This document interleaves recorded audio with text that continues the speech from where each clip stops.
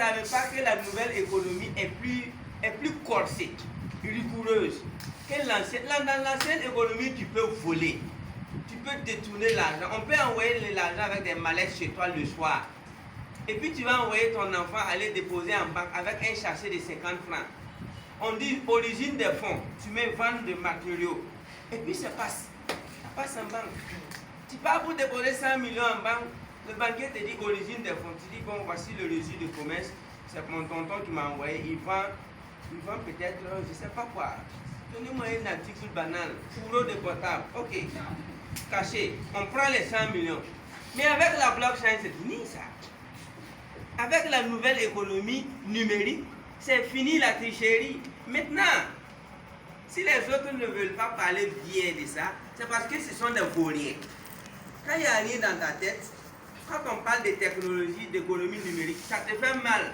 Parce que tu veux rester dans la paresse. Donc moi je suis là pour vous dire, si vous n'êtes pas devenu riche dans l'amusement économique qu'on fait dehors, là, je suis désolé de vous dire, c'est pas dans la crypto-monnaie que vous allez devenir riche.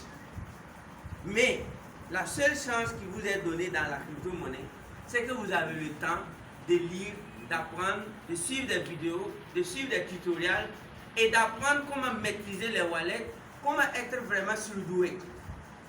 Parce que s'il y a des vauriens qui ont eu des milliards dans l'autre économie, dans l'ancienne économie, dans la nouvelle économie, aucun riche ne sera pas intelligent. Tous les nouveaux riches seront des génies. D'ici 2025, tu ne peux pas être riche.